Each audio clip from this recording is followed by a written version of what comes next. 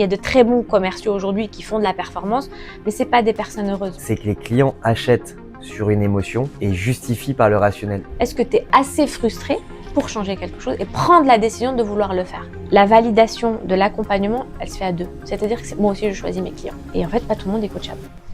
Bonjour à tous et bienvenue dans ce nouvel épisode de Plus belle la vente. Aujourd'hui, j'ai le plaisir d'accueillir Nadia. Bienvenue Nadia. Bonjour Simon, merci de me recevoir. Avec plaisir. Je te mets tout de suite au travail. Je vais te laisser te présenter. Ok, alors je suis Nadia Marouani, je suis coach de dirigeants, de managers, mais aussi d'entrepreneurs. Mon travail, c'est de les accompagner, de créer un espèce de tandem, parce que ce sont des personnes qui sont souvent seules face à leurs décisions stratégiques. Et donc moi, je suis là pour les réaligner, pour les ramener à leur raison d'être, à leurs valeurs, aux objectifs qu'on a définis ensemble. Donc je leur fais gagner du temps, de l'argent. Et surtout de la clarté. Ok. Et du coup, c'est du coaching sur le management, sur le commerce, sur le mindset. Qu'est-ce que tu adresses? C'est un coaching très humain, dans le sens, je vais travailler d'abord sur l'humain et ensuite sur son organisation. Donc, je perds jamais de vue le côté business, mais ça va être bien sûr, je suis spécialisée sur toutes les questions de leadership, de management et aussi d'accompagnement commercial. Ok. Est-ce que tu peux nous parler un peu plus de ton parcours, du coup, avant d'être business coach? Alors, j'ai un parcours hybride. J'ai commencé ma carrière en tant que sales dans la finance de marché, dans les banques d'investissement. J'ai pas mal voyagé. J'ai habité en France, à Londres, mais aussi à Dubaï. Une carrière internationale. Et ensuite, j'ai créé ma boîte. Donc, très vite, j'ai voulu être entrepreneur. En fait, j'ai eu une phase où je me suis dit, j'ai eu un super bon poste assez vite, j'ai fait des bonnes études, j'étais plutôt bonne élève, tout était super bien cadré, je gagnais bien ma vie et quelque part je sentais quelque chose me manquait. En fait, j'étais pas très heureuse dans là où j'étais. Il te manquait l'étincelle, quoi. Ouais, il manquait quelque chose. Ça avait pas de sens pour moi. D'accord. Pourtant, ça m'a appris énormément de choses et tout ce que j'ai appris dans ce métier-là m'aide encore aujourd'hui. Dans la rigueur, dans la discipline, dans l'ambition aussi. C'est que j'ai vite compris, grâce à cette expérience, que le non, parfois, ne voulait rien dire en fait. C'est de toujours pousser, toujours d'essayer, mais dans la sincérité, dans la compréhension. C'est pas pour venir combler un manque personnel, parce que j'ai besoin qu'on me dise oui. C'est plus, j'ai besoin d'enrichir l'autre. Et donc, parfois, faut pousser un peu plus. Donc, j'ai appris énormément de choses, mais j'ai besoin, en ce qui me concerne, maintenant que j'ai appris à me connaître, il y a eu cette phase où j'ai appris besoin de me connaître, de me dire, j'ai besoin d'être libre.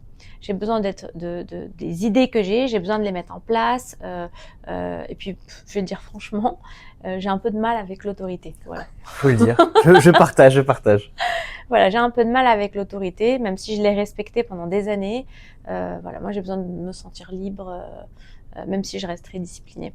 Voilà, et je me suis reconvertie. Donc, je suis passée par le luxe. Donc, c'est pour ça d'ailleurs que j'ai beaucoup de clients qui viennent de l'univers du luxe et de la mode.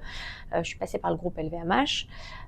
Et suite à cela, j'ai retrouvé ma liberté. Donc, je me suis reconvertie au coaching et au conseil. Donc, je suis formée en neurosciences, au coaching de dirigeants, au coaching entrepreneurial et je continue toujours de me former. Neurosciences, comment tu les intègres dans le coaching de dirigeants? Alors, neurosciences, c'est d'expliquer un peu comment le cerveau fonctionne. C'est-à-dire, au lieu d'arriver avec un argumentaire de « voilà comment ça fonctionne », ça va être plutôt « voilà comment l'autre réfléchit ». Voilà quelles sont ses sources de plaisir, ses sources de peur, de surprise, et de savoir un peu comment le prendre pour pouvoir lui proposer en fait des services. Ok, et donc ça tu l'associes au business coaching, mais est-ce que c'est associable à la vente du coup? Tout à fait. Ouais. Tout à fait. Alors la vente traditionnelle, on la connaît, c'est justement, on pense, c'est des idées reçues. Et pour ceux qui nous écoutent, par exemple, si c'est des personnes très créatives qui se disent la vente c'est sale ou je me sens pas à l'aise avec la vente, c'est de se dire il y a une idée perçue autour de la vente, c'est que on pense que celui qui vend, il doit être hyper convaincant, il doit avoir une liste d'arguments pour convaincre l'autre, il doit mettre la pression, il doit vendre à tout prix. Tout ça, c'est des idées reçues. Quand on intègre les neurosciences, on comprend que le cerveau en face, il faut activer sa zone de plaisir. Donc, libérer une hormone qui est la dopamine, qui est l'hormone du plaisir. Comment je vais aller la libérer? En fait, c'est de lui faire percevoir le bénéfice et comment il va anticiper un bénéfice concret. Donc, on n'est plus dans le prix et de temps, c'est quelle est la valeur en fait que je vais créer auprès de mon client, et même lui aussi dans la vente de ses prestations. Donc ça, c'est hyper important. Et le coaching, évidemment, c'est connu. On n'est pas là pour donner des conseils, on est là plutôt pour poser les bonnes questions qui vont pousser à la bonne réflexion. Et ça, c'est pareil. Quand on pose une bonne question, on va créer un climat de confiance. C'est-à-dire qu'on va déjà s'intéresser à l'autre, l'autre se sent écouté, on peut reformuler le besoin de l'autre et on va libérer une autre hormone qui est l'ocytocine, qui est l'hormone de la confiance. Donc, quand on installe la confiance, c'est beaucoup plus facile de proposer des services, des produits. En fait, un client en confiance, il a beaucoup plus de facilité à ouvrir son portefeuille. Et son cœur. Et son cœur. Son cœur d'abord. Je vais peut-être te poser une question étrange, mais est-ce qu'il y a des signes physiques de la sécrétion de ces hormones? Est-ce que toi, par exemple, avec l'expérience, tu le vois quand, alors, je vais pas dire que c'est instantané, mais est-ce que tu vois quand le client est en confiance, ou tu as gagné sa confiance, ou bien tu as activé la dopamine chez lui et tu vas pouvoir le convaincre? Alors, il y a une posture physique d'abord chez nous, qui est bien sûr le sourire et de pas être complètement fermé, d'avoir vraiment, d'être ouvert à l'autre. Je suis prêt à écouter. Je suis pas ici pour te bombarder et te dire qui je suis, que je suis compétent. Je suis plus là en réalité pour écouter tout ce que tu as à me dire. Je vais vraiment m'intéresser en fait à tes besoins. Ça, c'est ma posture. Quand j'ai installé cette posture, il y a un effet miroir qui fait que en face, il va faire la même chose. C'est-à-dire qu'il va se sentir à l'aise. Ça va être aussi l'effet comment on va aller sécréter cette hormone, la dopamine. C'est tout simplement, moi, quand on rentre sur mon site, vous allez voir tout de suite, il y a session offerte. C'est-à-dire, je vais offrir 20 minutes. Mon temps je propose du temps, donc mon temps a de la valeur, et donc ces 20 minutes ont de la valeur. Et c'est quelque chose que je vais proposer. Pourquoi? Parce que le cerveau, il a besoin de concret, il a besoin de tester. C'est comme ça qu'il va aussi ressentir du plaisir, et moi je serai là pour ça, pour l'écouter, mais pour lui dire aussi, voilà, j'ai compris ton besoin, et si je peux t'aider, voilà en fait les bénéfices que tu pourras obtenir.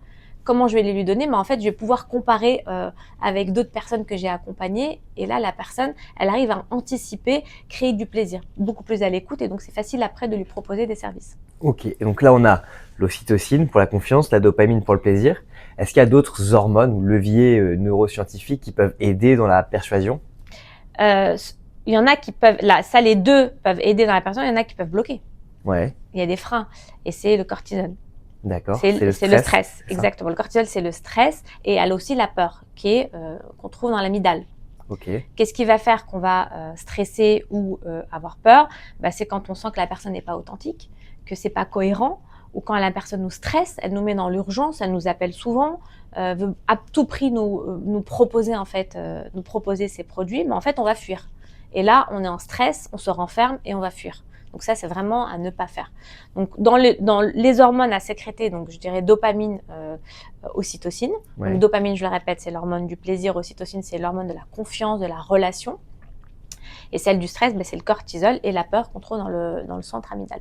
Ok. Et toi, tu penses quoi de ces commerciaux, de ces vendeurs, justement, qui mettent la pression en fin de cycle de vente, typiquement avec une promo, avec une rupture de stock qui plane, etc., pour créer l'urgence et faire passer à l'achat? Je pense qu'à court terme, ça peut fonctionner. À long terme, j'y crois pas du tout. Pourquoi? Parce que la personne en face, le client, il va prendre sa décision d'achat de façon émotionnelle, pas du tout de façon rationnelle. Le rationnel va arriver après. Donc, il va justifier son achat après coup. Mais l'émotion, elle va reposer sur quoi? Elle va reposer sur l'impression qu'on va avoir et sur la sensation qu'on va ressentir. Donc, je peux me rappeler ta question? C'était le FOMO, tu sais, la peur de rater l'opportunité qui est accentuée par certains vendeurs en fin de cycle de vente pour dire bon, il reste 3 produits en stock ou il y a une promo jusqu'à ce soir. En gros, si c'est pas maintenant que tu te décides, c'est mort, quoi. Alors, il y a le sentiment d'urgence. Ça, je pense que c'est bien de le faire, mais il faut qu'il soit sincère. En fait, tout se fait par étape. Si on s'est jamais parlé, qu'il n'y a pas eu de relation de confiance entre nous, que tu ne connais pas mes besoins et que tu arrives avec ce sentiment d'urgence où tu n'as fait que parler pendant toutes les étapes de la vente et que tu me mets en fait, ça va pas fonctionner. En revanche, si réellement, sincèrement, tu m'as écouté, tu as compris mes besoins et qu'à la fin, tu m'aides finalement à prendre ma décision. Donc, en fait, tu vas accélérer la vitesse à un moment où moi, j'hésite, sachant que j'ai fait tout le parcours de vente avec toi. Si, on peut absolument le faire, mais de façon sincère et honnête. D'accord. Si vous nous entendez, on ne fait pas la pression tous les jours avec la même rupture de stock, la même promo. On le fait sincèrement. Ouais, exactement. Il y a un truc sur lequel je rebondis, tu as dit, et que je répète très souvent en formation, c'est que les clients achètent sur une émotion et justifient par le rationnel et pas l'inverse. Tout à fait. Est-ce que tu peux à la fois approfondir et à la fois peut-être nous donner un exemple de ça? Alors, 95% des décisions d'achat se font de façon inconsciente. Inconsciente, ça ne veut pas dire illogique. Ça veut dire, ce que je te disais juste avant, c'est qu'elles vont se faire de façon, elles vont reposer sur l'impression et sur la sensation que je vais avoir. Et donc, mon émotion, ça va être quoi? Ça va être le plaisir, ça va être la surprise, ça va être la peur. Donc, ça peut être la peur de rater quelque chose. Le plaisir, ça va être l'anticipation du bénéfice que je vais en tirer.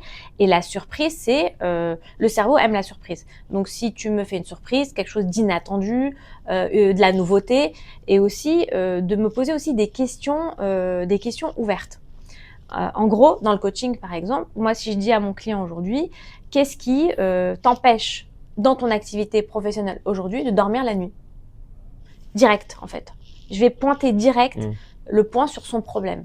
Et je lui ai donné cet espace finalement pour se confier, pour grandir, un endroit de partage. Parce que faut comprendre que souvent les équipes ont leurs problèmes, leurs frustrations, mais ceux qui dirigent des équipes, ce sont des personnes très seules aussi face à leurs décisions. À qui ils vont pouvoir se confier? À personne. Il ne peut pas se confier à ses équipes. Enfin, ne sent pas à l'aise, ne sent pas l'envie de le faire non plus.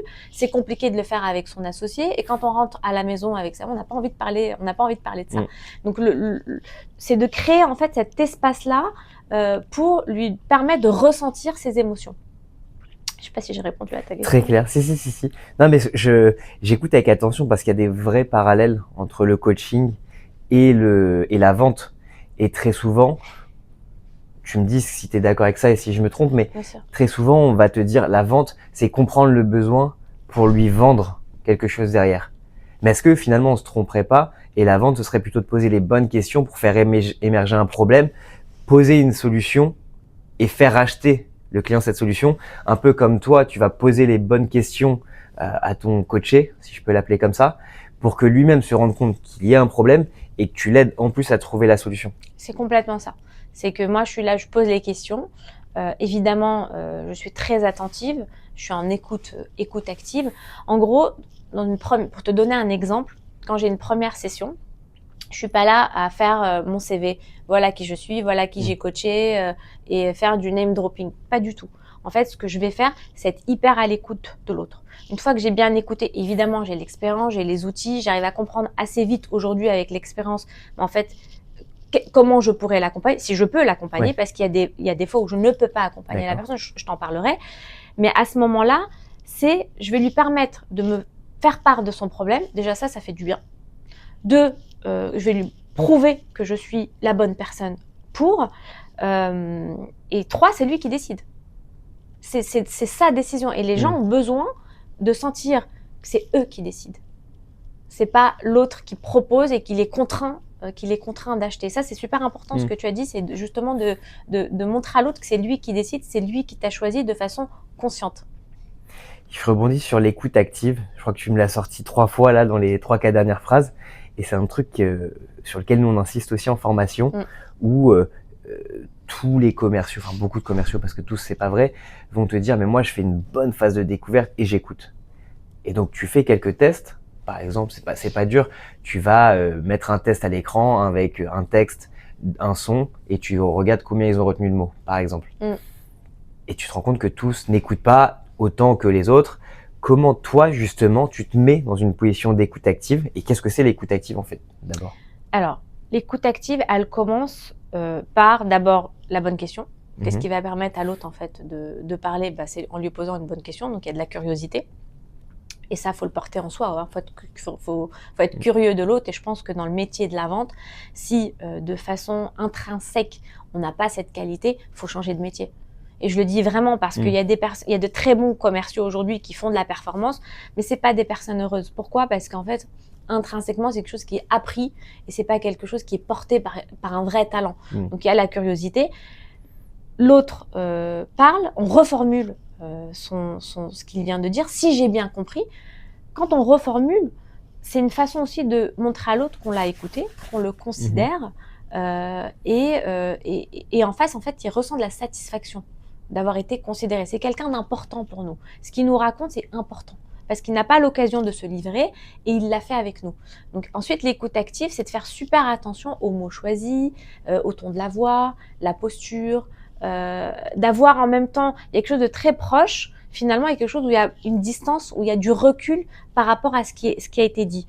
Et on rebondit avec les questions. Et on essaie de se faire une idée pour comprendre en réalité quelle est sa frustration, quel est son besoin, qu'est-ce qu'il aime, quelle est sa zone de plaisir, d'avoir finalement une étude, une analyse fine de la personne qu'on a en face. Il faut aimer faire ça. Ça, c'est super important. C'est que la relation humaine, quand on la porte, bah, finalement, on incarne ce qu'on propose. C'est naturel. Donc, si je récapitule. Ouais, j'aime bien. Moi, je fais pareil. Si je récapitule. Donc, rassure-moi, c'est pas dispersé ce que je dis. Non, c'est très clair. Et du coup, je teste la reformulation sur toi, du coup. Mais du coup, si je reprends, t'as l'écoute, évidemment, c'est de poser les bonnes questions. Ouais. C'est reformuler pour montrer l'importance, mais c'est aussi faire attention à ce qui se dit et ce qui se dit pas. C'est-à-dire le non-verbal, le paraverbal, et puis évidemment les mots choisis. Est-ce qu'il y a une manière de reformuler, selon toi? Alors, pour reformuler, clairement, c'est si j'ai bien compris. Ça, c'est si j'ai bien compris. Ne pas rechanger les mots. C'est vraiment reprendre fidèlement ce que l'autre a dit, même si parce que les mots n'ont pas la même définition pour chacun d'entre nous. Donc vraiment reprendre les mêmes mots que l'autre a employés. Donc les reprendre fidèlement. Si j'ai bien compris, et poser la question est-ce que j'ai bien compris? Ça, c'est une chose. La deuxième aussi, je pense que c'est important. Avant la reformulation, c'est de poser la question avant de démarrer pour en savoir plus sur son client. C'est de demander l'autorisation, en fait. Est-ce que vous m'autorisez à vous poser des questions? Moi, je le fais parce que j'ai besoin. C'est pas de l'indiscrétion parce que j'en ai besoin. Si tu veux que je t'aide, j'ai besoin d'en savoir le maximum. Et le fait de demander l'autorisation, ça crée un lien de confiance.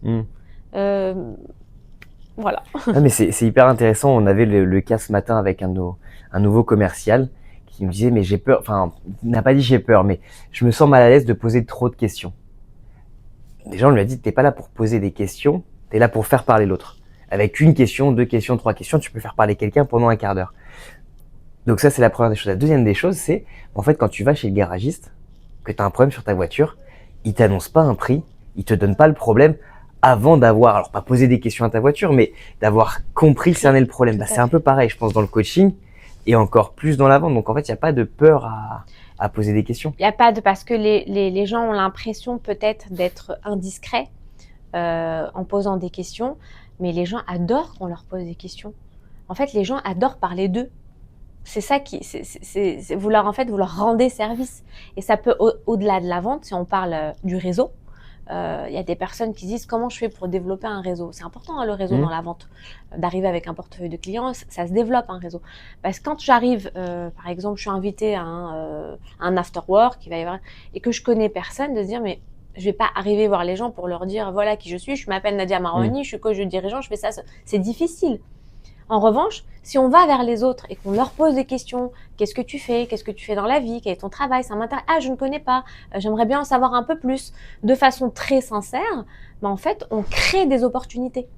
Parce qu'en fait, les gens parlent, ils sont contents, parce qu'on leur a montré qu'ils sont importants pour nous, on s'est intéressé à eux, on a été curieux, et 4, il y a forcément une opportunité qui va ressurgir. Moi, je n'ai jamais été à un endroit où j'ai pas créé une opportunité. Et quand je parle d'opportunité, ça peut être une opportunité professionnelle, mais ça peut être même un lien, un nouveau lien amical. Ça ne fait que enrichir. Donc, de se dire, je suis là. Finalement, si on reprend, je pense que si je reprends le terme de la vente pour moi, j'ai une question, je me dis, est-ce que je suis là pour enrichir l'autre ou est-ce que je suis là pour venir combler un manque personnel? Dans le sens, j'ai besoin d'ambition, j'ai besoin de combler quelque chose. Moi, je suis là pour enrichir l'autre, clairement. Et donc, à partir du moment où c'est porté, ben, j'ai plus ce stress-là, c'est naturel pour moi. Et du coup, tu parlais de, comment dire, on va dire des événements networking ou en tout cas de relationnel. Toi qui as vécu du coup à Londres et à Dubaï, est-ce que tu trouves qu'on se débrouille bien en France sur ces aspects-là?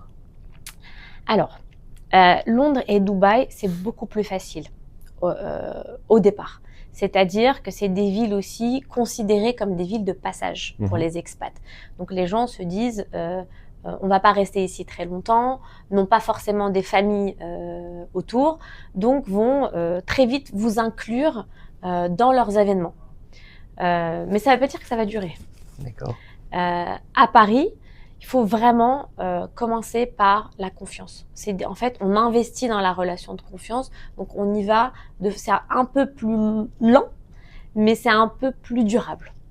Parce que les gens sont installés ici, qu'ils ont leurs habitudes, qu'ils ont leurs repères, et ils ont besoin de se dire j'ai confiance en elle, je me sens bien en fait avec elle ou avec lui, Ouais. donc j'ai envie de revoir cette personne. C'est naturel. Quand on se sent bien avec quelqu'un, bah forcément le cerveau va aller rechercher à retrouver cette zone de plaisir. Ouais, finalement, en fait, ce qui compte, c'est pas forcément ce que tu dis, c'est plus ce que tu vas faire ressentir Sentir à à la l'autre. personne. Ouais. Et c'est là où les neurosciences reviennent. C'est si avec toi, en fait, je me sens bien, je sens que j'ai libéré l'hormone du plaisir, de confiance. Bah forcément, c'est comme une drogue. Le cerveau va aller rechercher en fait cette sensation et donc va avoir envie de te revoir. Et du coup, tu nous reparlais de neurosciences. Euh, quand on t'écoute, on a l'impression, enfin, je pense que c'est pas qu'une impression, mais que c'est hyper important pour la vente, pour le coaching, mais en fait dans presque tous les aspects sociaux de notre vie. Et pour autant, neurosciences, c'est un mot qui fait peur. Comment tu pourrais conseiller de se former? Par exemple, voilà, moi je te dis ça m'intéresse, ou un auditeur ça l'intéresse, il a envie de se former sans pour autant retourner à la fac et faire une thèse. Comment on fait? Alors, moi, j'ai fait l'Institut des neurosciences appliquées. D'ailleurs, c'est à Levallois. Ah, Moi, je l'ai fait en présentiel. Je ne sais pas si ça existe encore en présentiel, mais c'est sûr que ça existe en digital. Et il s'appelle David Lefrançois. Je ne sais pas si tu connais. Non. Donc lui, il est psychologue de formation et il est spécialisé en neurosciences. Donc c'est lui qui m'a tout appris concernant le cerveau. Et pour avoir un ordre d'idée, puisque c'est une formation, combien d'heures, combien de jours, combien de mois ça prend? Alors c'est 6 mois. Ouais. À raison, alors moi je l'ai quelques années, c'était 2 jours par mois, il me semble. Ok. Ah oui, donc c'est assez. En fait, c'est 12 jours quasiment sur l'année. C'est vraiment faisable. Ouais. C'est faisable, il l'explique très bien. Ça reste, c'est très concret. On n'oublie pas l'enseignement qui a été, comment dirais-je, communiqué par David, qui est super. Ok. Bon bah écoute, dès qu'on finit, je vais aller faire un tour sur le site. C'est vrai que ça peut faire peur de parler de neurosciences, mais moi je trouve que finalement c'est rassurant. Quelqu'un comme moi qui est assez cartésien, moi j'ai toujours aimé les mathématiques, hein, c'est pas par hasard aussi que je me suis retrouvée dans la finance au départ, mais il y a quelque chose d'assez finalement rationnel dans les émotions, dans les choses qui paraissent abstraites. On pense toujours qu'il y a des choses qui sont innées, lui il a un talent inné, etc. En fait, il y a beaucoup de choses qui s'expliquent. Ne serait-ce d'avoir la confiance, parce qu'il faut inspirer la confiance quand on est dans la vente. Il faut avoir confiance en soi pour proposer un produit ou ne serait-ce se vendre soi-même, d'arriver à un entretien, de se vendre, il faut avoir confiance. Et ça, tout s'explique dans le cerveau. Tout s'explique. C'est même la façon dont on se parle. Si je dis à mon cerveau à longueur de journée que je suis nulle, que je vais pas y arriver, que je suis pas capable, le cerveau, ce qu'il va aller faire, il va aller te chercher la preuve que ce que tu racontes, c'est la vérité. C'est-à-dire qu'il y a d'autres preuves que tu ne vas plus voir, mais lui, il va t'aider dans ce que tu vas lui envoyer. Si tu dis que tu es nul, ok, bah, il va aller chercher concrètement des preuves dans la réalité que ce que tu lui dis est vrai. Et à l'inverse, si tu commences à lui envoyer des messages positifs, Il va te chercher la preuve que ce que tu lui dis est la vérité. Le cerveau, il est un peu paresseux. Dans le sens, il va aller dans ton sens assez facilement. Et j'ai même envie de dire qu'il a plus de facilité à aller vers les choses négatives que vers les choses positives. D'accord. Donc, il faut prendre un peu le dessus, prendre le contrôle sur notre cerveau et nos pensées. C'est pas que de la pensée positive, c'est rationnel quelque part. Et moi, je trouve que c'est rassurant. Ouais, puis en fait, du coup, enfin, au-delà de l'aspect relationnel que ça t'aide aussi toi à te sentir bien dans ta peau, j'imagine. Exactement. Ouais. Si t'es bien, t'inspires confiance et tu peux mieux vendre. Ok, bah c'est hyper intéressant parce que tu vois, moi, bon, pour la petite histoire, j'achète près de 3-4 livres par semaine que je lis. Alors, vente, négociation, biais cognitif, PNL un petit peu, mais je suis jamais rentré dans la neuroscience parce que ça fait peur, tu vois. De prime abord, tu dis ouais, ça va être trop compliqué, ça va être trop jargonneux, ça va être trop complexe. Je laisse ça aux experts. Alors que pour autant, ça serait hyper efficace, je pense, dans la vente et même pour apprendre la vente. Apprendre à quelqu'un à vendre, ça serait hyper efficace. Donc bon bah tu m'as bien vendu bien vendu le truc. Et je rebondis sur un autre truc qui me paraissait intéressant, c'est sur la méthode. On parlait d'ingrédients presque pour réussir. Et c'est vrai qu'on est dans les clichés sur la vente où on se dit mais en fait un bon vendeur c'est quelqu'un qui a la tchatch, il est capable de vendre de la glace à un esquimau. Et ça c'est d'une bêtise sans nom. C'est une idée reçue. Toi, qu'est-ce que t'en penses? Enfin, t'en penses. Je pense savoir, mais comment tu l'analyses, pardon, plutôt? Pour moi, c'est une idée reçue. Ça a existé un temps, mais aujourd'hui, il faut voir que le monde a changé. Tout le monde est informé. C'est plus comme c'était avant. Je pense qu'aujourd'hui, le seul endroit où vraiment on n'a pas le même niveau d'information, et t'en parlais tout à l'heure, c'est quand on va emmener sa voiture au garage. Ou le plombier. Ou le plombier. Lui, il peut te dire ce qu'il veut. Parce que déjà, t'es pressé, t'es dans l'urgence et que t'as pas envie de le faire. Donc, et tu connais rien. Et d'ailleurs, ça coûte très cher. C'est ça. Là, on a un déséquilibre au niveau de l'information. Mais dans tout le reste, aujourd'hui, les gens, ils ont tellement d'informations, l'attention du client, elle diminue. Donc, il faut frapper fort dès le départ. Donc, si dès le départ, tu commences à mettre la pression, t'es pas le seul à le faire. Il y a 50 000 concurrents. La concurrence, elle est rude aujourd'hui. Avec les réseaux sociaux, l'intelligence artificielle, le client en face de toi, il est hyper informé. Donc, là où tu vas jouer, là où tu vas taper fort, c'est dans ta relation humaine. C'est ce que tu vas créer avec lui. Et c'est ce que dit les neurosciences. C'est je vais créer un lien authentique, sincère, humain. Je vais le comprendre et j'ai même envie de dire de plus en plus personnalisé. Donc aujourd'hui, avec les outils digitaux, avec l'IA et tout ce qui va arriver, parce qu'on n'est au tout début, je pense qu'on va avoir un espèce de... Alors ça peut faire peur, mais c'est à utiliser de façon positive. C'est pas de la manipulation. La différence entre arriver à influencer l'autre de manière positive et la manipulation, c'est l'intention. Si ton intention, elle est positive, je suis là pour t'enrichir. Je suis là pour te proposer quelque chose qui va te faire du bien et qui va me faire du bien. On est dans l'influence positive. J'ai encore oublié ta question, mais ça tombe bien parce que moi aussi. Non, attends, c'était quoi déjà où est-ce que je voulais en venir? Pourquoi je t'ai dit ça? Non, je crois qu'on parlait de liens humains, etc. Enfin, en tout cas, ça me donne envie de savoir toi comment dans un monde. Oui, c'était par rapport à l'idée reçue. Donc de se dire c'est l'humain qui compte finalement. Donc même si je vais commencer à personnaliser, on va personnaliser de plus en plus la relation à l'autre et la différence, ça va se faire justement sur l'humain. Et toi, du coup, dans un monde qui est à la fois de plus en plus inattentif et dans un monde où on se voit plus, où au lieu de prendre un café ou de déjeuner avec ses clients, on fait une visio ou un call, comment on va créer cette relation concrète? Il faut la personnaliser au maximum. Alors, pour la personnaliser, comme je te disais tout à l'heure, c'est de connaître l'autre. Plus tu connais l'autre et plus tu vas pouvoir t'adapter. Le physique, il est important aujourd'hui. Il est même beaucoup plus important qu'avant. C'est-à-dire, on va pouvoir installer des choses grâce aux visios, tout ce qui se fait avant la vente.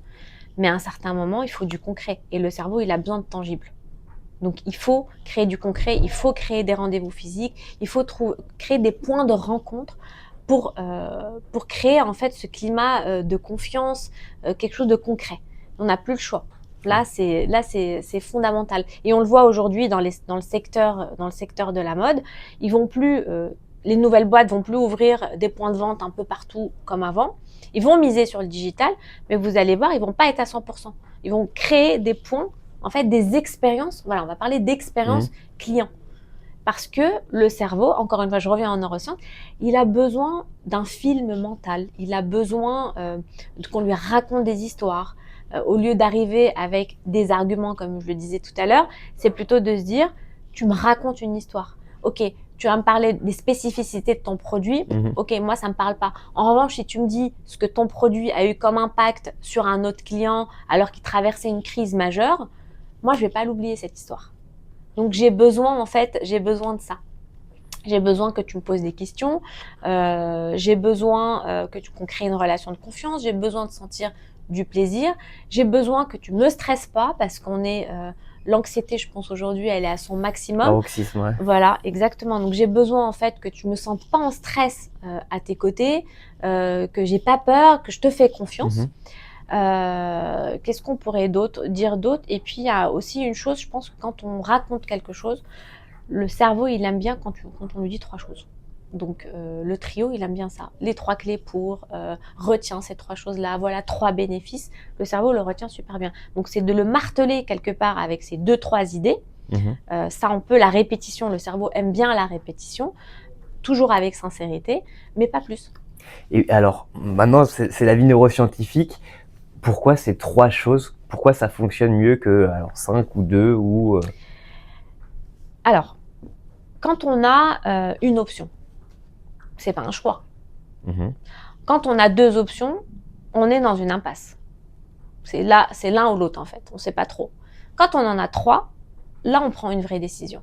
Et dans tout, dans la vie aujourd'hui, que de travailler avec un nouveau prestataire, de recruter quelqu'un, de choisir un avocat, avoir 3 possibilités fait que ton cerveau, il va prendre une décision de façon saine. D'accord. Donc toi, tu conseillerais même, quand tu veux acheter quelque chose, d'étudier toujours 3 solutions. 3 solutions. Même si vous allez demain, vous voulez prendre un coaching avec moi, j'aime bien l'idée que mon client me dise, je vais en voir 2 autres. Parce qu'il aura fait le travail. Parce qu'une fois qu'il aura été avec moi, il a vraiment décidé. Enfin, j'ai aucun problème à qu'il l'ait fait. Au contraire, je peux même l'encourager à le faire. Et tout à l'heure, tu nous parlais de clients que tu peux aider évidemment, mais aussi de clients que tu peux pas aider. Oui. Dans quelle case ces clients-là rentrent-ils? Alors, j'ai déjà eu, je vais te donner un exemple. J'ai eu un client qui arrivait en mode, bon, j'ai besoin d'être aidé, j'ai besoin d'être sauvé. Moi, c'est pas mon métier. Je suis pas là pour venir pas sauver. maître nageur, ouais. Non, je suis pas maître nageur. Je suis pas là pour sauver les gens. Et donc, en fait, pour lui, c'était plus une façon de se donner bonne conscience. Il avait les moyens de se payer un coaching. C'était pas le sujet, mais il n'était pas du tout engagé. D'accord. Et moi, j'en ai tiré une bonne leçon en fait après cet épisode, c'est que la validation de l'accompagnement, elle se fait à 2. C'est-à-dire que moi aussi, je choisis mes clients. Et en fait, pas tout le monde est coachable. D'accord. Il faut qu'il y ait vraiment l'envie pas l'envie d'être sauvé, mais l'envie de révéler quelque chose en nous. On a vraiment envie d'une transformation. On est tous frustrés par quelque chose. On a tous envie de changer quelque chose. Mais ça, c'est facile. Est-ce que tu es assez frustré pour changer quelque chose et prendre la décision de vouloir le faire? Là, on peut vraiment, vraiment enclencher un processus de transformation. Et c'est ça qui m'intéresse. Donc ça, c'était par rapport au client que c'était un peu le client que je pouvais pas aider, que je pouvais pas avoir en client. Ok. Et du coup, pour revenir peut-être plus concrètement sur ton activité de coaching, comment ça se passe? Comment ça se décompose en fait une action avec toi pour un client? Alors il y a une première session de double validation. Donc mon client parle, je comprends ses besoins, je vois si je peux l'aider, mais aussi je fais un peu j'ai un peu mon scanner qui me dit est-ce que vraiment il a envie d'y arriver quoi. Est-ce que vraiment il en a envie? Donc ça, c'est une double validation. Si on est OK, donc on s'auto-valide, pardon, excuse-moi, il y a cette double validation. L'étape, c'est un accompagnement qui se fait sur plusieurs mois. Pourquoi? Parce que il y a l'étape de connaissance. Moi, j'ai besoin de connaître la personne. Alors, j'ai des outils que je mets à disposition de mon client. J'ai les réflexions, etc., qui me permettent d'aller assez vite dans la connaissance de mon client. Donc, je t'en avais parlé d'ailleurs, la TMA que j'utilise beaucoup, qui est un test, qui est un questionnaire plutôt de personnalité très pointue, qui est basé sur les travaux de Henry Murray, qui était le directeur de la clinique de psychologie d'Harvard. À l'époque, ça se faisait à l'écrit, ça prenait des jours et des jours. Aujourd'hui, ça prend 25 minutes à faire. Et là, ça me permet vraiment d'avoir une analyse très pointue de ses talents, de ses besoins. On part de là et ensuite, c'est un ping-pong en fait. En réalité, je pose des questions, je commence à bien le connaître et ensuite, je connais un peu sa raison d'être, ses valeurs, qui il est, on définit les objectifs ensemble. On peut arriver avec un objectif et très souvent, en fait, c'est un autre objectif qui émerge et on le définit ensemble, on s'engage et là, on part sur du business. Et en fait, une session, elle peut être très business. On peut parler d'un business model, d'un business plan, on peut parler de leadership ou comment je vais ménager mes équipes. La session d'après, ça peut être très psychologique, avec une limite. Dans le sens, je ne vais pas aller dans les traumatismes. Je me suis formée d'ailleurs en psychanalyse pour savoir un peu quelle est ma limite. D'accord. Donc, on parle de psychologie, oui, parce que évidemment, il y a l'humain, il y a ses croyances, il y a ses doutes, il y a ses peurs, il y a ce qui ramène, le bagage qui ramène en fait de son enfance. Ça, c'est important aussi qu'on le bosse, parce que ça va influer forcément sur ses équipes. Et donc, ça se fait sur 4 mois minimum. Ok. Alors, je vais te donner une question, elle va pas te plaire, je suis sûr, mais qu'est-ce que tu peux attendre comme résultat en fait? Qu'est-ce que tu apportes à tes clients en fait, aux personnes que tu coaches? J'attends. Alors, il y a un cercle vertueux qui est le socle, pour moi en tout cas, de cette relation de coaching. C'est une meilleure connaissance de soi-même. Pourquoi? Parce que ça nous permet de se dire j'accepte qui je suis dans ma zone de vulnérabilité, mais aussi dans ma zone de talent. Souvent, on se dit, bon, bah, c'est normal ce que je sais faire. Non, c'est pas normal. Ce que tu sais très bien faire, bah, il faut que tu investisses dessus. Parce que moi, ce qui m'intéresse, c'est que tu te surinvestis sur ce que tu sais super bien faire et ce que tu sais pas faire, en fait, en réalité, on s'en fout. Ça n'a pas d'importance. Ça, on peut le déléguer, on peut s'entourer des bonnes personnes pour pouvoir le faire. Une fois que les deux sont acceptés, j'accepte ma zone de vulnérabilité, mais j'accepte aussi ma zone de force, je suis forcément heureux. Je suis heureux, je suis épanoui. Et si je suis heureux, je suis épanoui et que je suis au bon endroit, je suis performant. Donc j'attends ça en fait. J'attends ça finalement. J'attends à ce qu'on arrive à retrouver cette transformation de je suis heureux dans ce que je fais, je suis au bon endroit et je performe. Donc je performe, c'est-à-dire je perds pas de temps dans les choses inutiles. Je sais prioriser. Je sais communiquer auprès de mes équipes, mais aussi de mes clients. J'ai développé une forme d'assertivité. Je sais m'affirmer sans manquer de respect à l'autre. Et je ne perds pas d'argent et j'en gagne. Je ne prends pas des mauvaises décisions. Moi, j'ai un client, parce que il porte quelque chose de son enfance. Il a des choses à prouver. Donc là, on revient à son besoin personnel. On n'est plus dans « je vais enrichir l'autre », je reviens à mon besoin personnel. Il a failli prendre une décision qui allait lui coûter des millions d'euros et aussi sa réputation. Et à un certain moment, c'est de lui rappeler, le coach, il est là, enfin moi je suis là pour lui dire, attends, je te rappelle que ta vision c'est ça, voilà ta raison d'être, voilà ce que tu as envie de mettre en place, voilà ton objectif. Si tu reviens pas à ça, bah, je te laisse. Moi, je suis plus là. Et ça t'arrive d'arrêter un coaching parce que le client vulgairement pète un plomb ou change de cadre ou de prisme? Je le challenge en tout cas. Ouais. C'est-à-dire que les sessions de coaching, elles sont pas là pour brosser dans le sens du poil. Je suis là, parfois, c'est pas très sympa. C'est pas très agréable. Pourquoi? Parce que bah, tu le ramènes à sa vérité. Donc, c'est salutaire pour lui. Il me fait confiance de toute façon. Donc, c'est pas mal pris parce qu'il y a toujours cette forme de bienveillance. Ouais. C'est que moi, ce que j'ai envie, c'est que tu réussisses. Parce que si toi, tu réussis, moi, j'ai réussi. Donc parfois, oui, c'est pas agréable de s'entendre dire, mais en fait, t'es pas en train de prendre la bonne décision, t'es rattrapé finalement Par tes démons. par tes démons. Ouais. Et les démons, quand on est dans une forme d'excellence, moi, les personnes que j'accompagne, c'est des personnes assez ambitieuses, qui sont attirées par qui sont attirées par l'excellence. Bah, forcément, elles ont aussi leur zone d'ombre. Ce qui les a conduits à réussir, ça peut aussi les conduire à quelque part chuter. Et toi, tu considères que les démons qui te poussent à réussir sont forcément, entre guillemets, à soigner? Ou alors on peut casser aussi la machine en soignant Je pense pas qu'il faut soigner Ouais. tout. Je pense qu'il faut accepter son paradoxe. On est dans le paradoxe. On l'est tous d'ailleurs. C'est pas noir ou blanc. Mhm. Et ça, faut l'accepter. C'est comme ça qu'on est. On est fait. On est fait d'émotions négatives et d'émotions positives. Faut arrêter de se dire la vie ne doit être faite que d'émotions positives. Hein. Quand on a des petits enfants, je sais pas si tu en as. Voilà. Il y a le livre Le monstre des émotions. On lui explique un peu les couleurs. Mhm. Et dès le départ, on leur explique, il y a la joie, il y a la sérénité, mais aussi la peur, il y a le dégoût, etc. C'est pareil.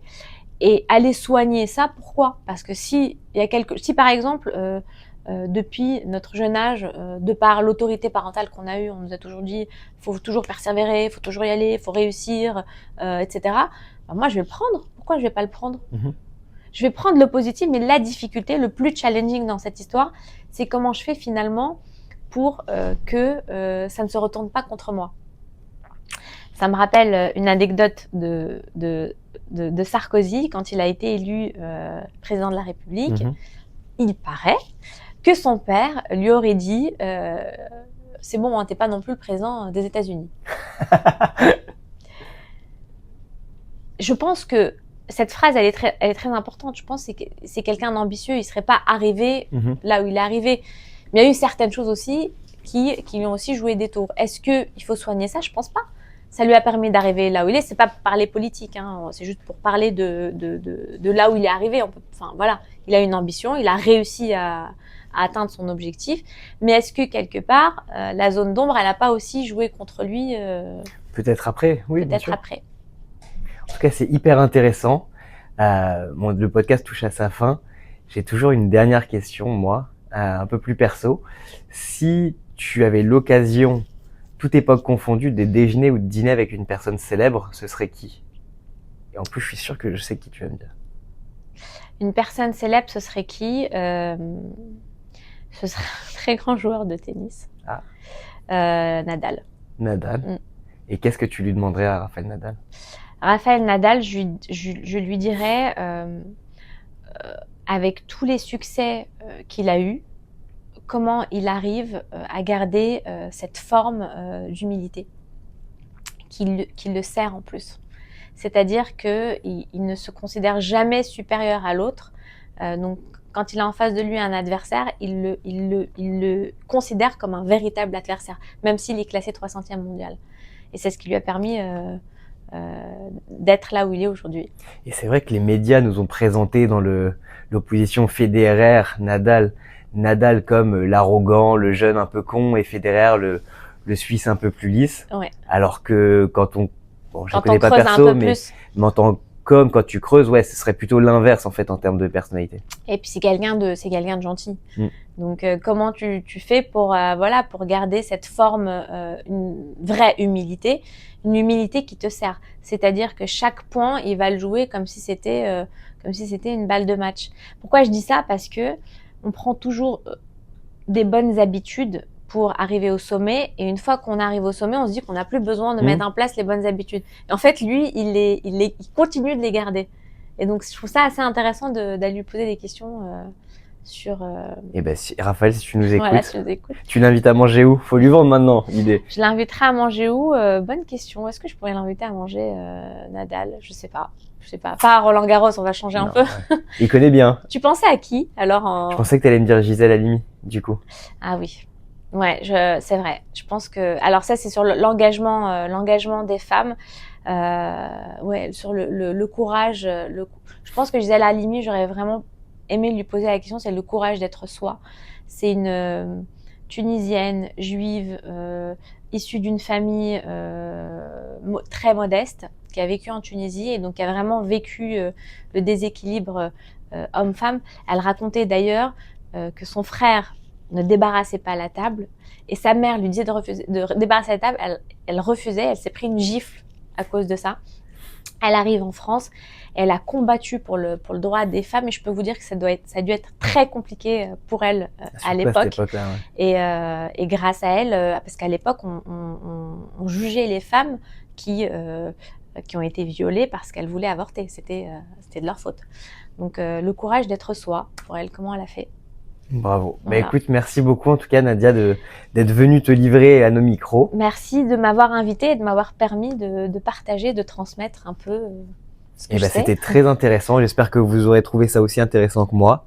Nous, on se retrouve la semaine prochaine pour un nouvel épisode. Et puis, dites-nous en commentaire ce que vous avez pensé de cet épisode.